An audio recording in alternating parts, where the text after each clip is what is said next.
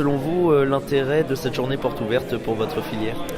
Il y a double intérêt. Premièrement, pouvoir présenter un petit peu notre équipe et ce qu'on peut faire de particulier en seconde pour les élèves qui viennent du collège.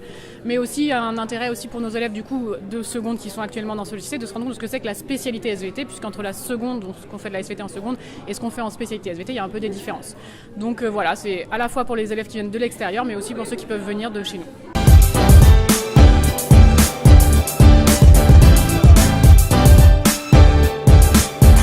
Vous êtes prof de maths, que présentez-vous à cette journée porte ouverte ? On présente le contenu en maths.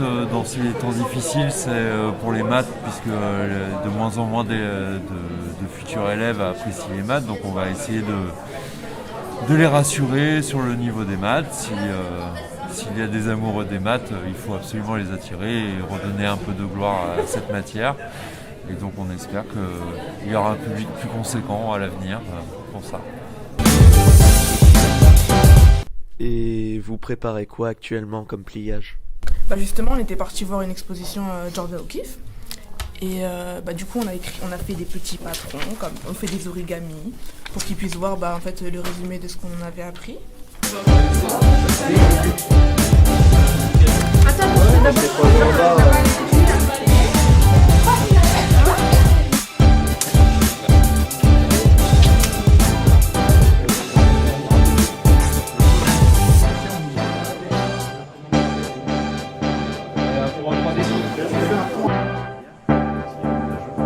Moi j'ai pris la spécialité e-tech, ça a défini tout ce qui est côté mécanique, on va modéliser des pièces en 3D, on va voir comment elles résistent sous certaines pressions, etc.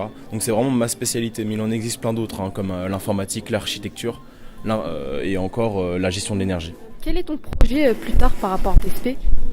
Personnellement, j'aimerais intégrer l'année prochaine une prépa scientifique TSI qui est réservée pour notre filière, donc qui est avantageux, et puis une école d'ingénieur, et j'aimerais me spécialiser dans l'aéronautique ou l'aérospatiale. Au bac, on a la spécialité physique et mathématiques qui sont liées et qui sont coef 16, donc il faut avoir quand même un bon niveau scientifique pour intégrer cette filière, pour accéder à des écoles préparatoires par exemple. Et il y a l'ingénierie du coup, qui ne demande pas un grand défi, mais quand même un sérieux pendant les TP, parce que beaucoup de TP, après il y a des cours qu'on doit apprendre et il y a des contrôles. Et par exemple là, en fin de terminale, on accorde un grand projet où tout le trimestre est dédié à faire un grand projet. Est-il important de bien maîtriser les langues vivantes ? Alors, quand on veut intégrer une école d'ingénieur, l'anglais c'est primordial, et même dans d'autres filières, l'anglais est primordial. Mais pour la STI 2D en elle-même, c'est du tronc commun et c'est pas le plus important.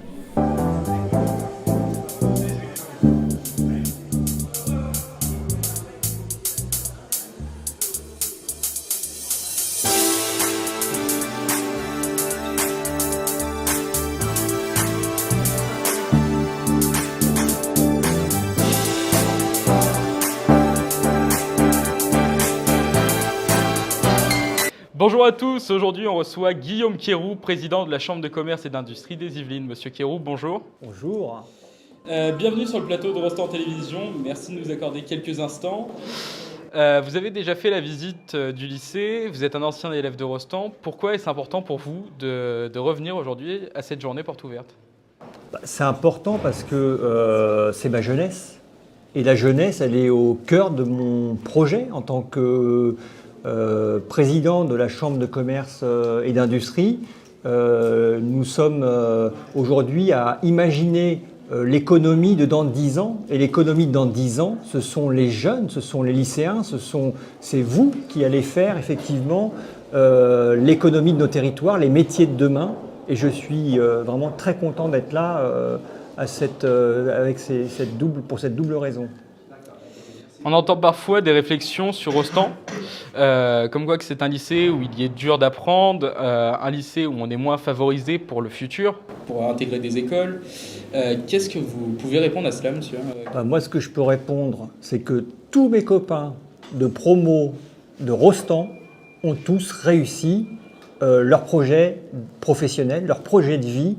Ils ont tous fait ce qu'ils voulaient faire, ils ont tous réalisé leurs rêves. Certains sont devenus inspecteurs des impôts auprès des très grandes entreprises. Un de mes copains de basket, qui est aujourd'hui président d'ailleurs de l'association de basket de Mantes, Antoine Gomis, peut-être certains le connaissent, qui a réalisé son rêve, alors que nous, on ne savait pas quel était le monde du travail. On était un peu coupé au Val-Fouré et à Mantes. On était un peu coupé finalement de tout ce qui se passe dans notre territoire, de tout ce qui se passe dans la région Île-de-France. Et aujourd'hui, on est tous des acteurs engagés de cette économie.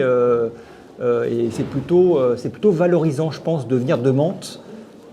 Avec, vous l'avez vu, un très bon classement au palmarès des meilleurs lycées du département, et j'en suis très fier. Quels sont vos projets pour l'industrie dans les Yvelines et dans le Mantois ? Alors les projets, on a trois sujets. On a déjà, nous avons été élus, nous sommes 30 élus, nous avons été élus par les 132 000 entreprises du département qui représentent à la fois les industries, les commerçants et les entreprises de services. Et nos projets, c'est ce qu'on fait aujourd'hui à Rostand, c'est de reconnecter les différents partenaires de l'économie, de l'emploi et de la formation professionnelle pour permettre toutes les conditions de la réussite de la France de 2030. Donc on travaille sur un projet à longue échéance pour reconnecter déjà tous les acteurs du territoire, pour former les talents de demain et construire les entreprises et les industries de notre territoire de demain, parce que vous l'avez vu avec la crise sanitaire, beaucoup d'industries et d'entreprises ont été percutées de plein fouet par cette crise sanitaire et ont dû accélérer leur transformation. Donc aujourd'hui, voilà, ensemble, c'est recréer les conditions de la réussite de nos territoires de demain. Et je suis très fier en tout cas de représenter Mantes-la-Jolie et le lycée Rostand. Merci. Une double question pour terminer. Du coup, comme vous l'avez dit, l'industrie a été durement touchée par le Covid et depuis un mois, il y a la guerre en Ukraine. Selon vous, quel serait l'impact sur l'économie et comment justement la CCI gère cela ? Aujourd'hui, ici, on l'a vu, la pandémie, on a vu les problématiques liées à la globalisation. On consomme des produits qui sont fabriqués à l'autre bout de la planète. Et là, on s'aperçoit avec la crise, après la crise sanitaire qui n'est pas finie et qui va probablement encore durer longtemps, on s'aperçoit que la crise de l'approvisionnement, notamment sur l'énergie, et on n'avait pas forcément perçu que une crise de l'énergie, les Russes étant un gros fournisseur d'énergie pour l'Europe, et pour la France et l'Allemagne, qui sont France et Allemagne, deux des principaux industriels de l'Europe. Et donc finalement, ça percute de plein fouet notre industrie automobile, notre industrie aéronautique, bref, de mécanique de précision, toutes nos industries. Du fait de cette guerre. Alors il faut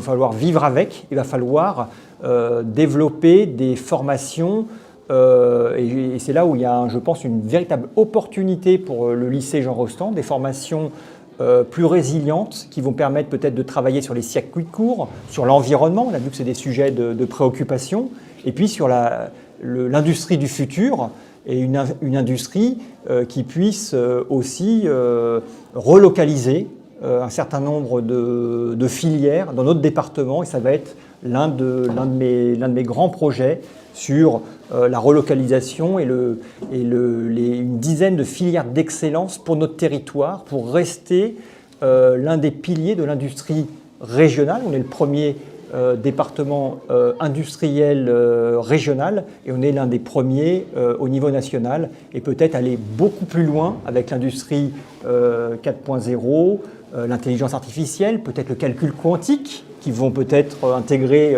les formations de demain et qui sont la base de cette économie que nous devons construire ensemble avec vous les jeunes. Moi, quand j'étais au lycée, j'avais envie de changer le monde, mais j'avais aucune idée de ce qu'était une entreprise. Je n'avais pas du tout comme projet de créer une entreprise et je n'avais surtout encore moins comme projet de devenir le représentant des entreprises d'un des plus grands départements de France. Et c'est un honneur pour moi de continuer ce travail que j'ai entrepris au lycée et peut-être même avant au collège. Merci en tout cas pour cette question et cette interview. Merci. J'en suis honoré. J'ai du coup une dernière question. Êtes-vous optimiste du coup pour les mois à venir ? Moi, je suis alors quand j'étais salarié, bon, j'étais pas forcément très optimiste parce que j'encaissais les coups, je voyais le train passer. Comme chef d'entreprise, j'aime bien l'entrepreneur. J'aime bien donner la définition. Je fais un peu de latin au collège. Interprehendere, qui saisit avec la main, qui se saisit des problèmes. Et donc, voilà, j'ai plutôt cette nature plutôt optimiste à transformer des menaces finalement en de véritables opportunités, en saisissant à bras le corps les problèmes qui nous percutent de plein fouet, mais qui sont, je pense, une opportunité pour créer des choses nouvelles et des choses très positives. Merci beaucoup, j'espère que vous reviendrez. À très bientôt sur Rostand Télévision. Merci à tous.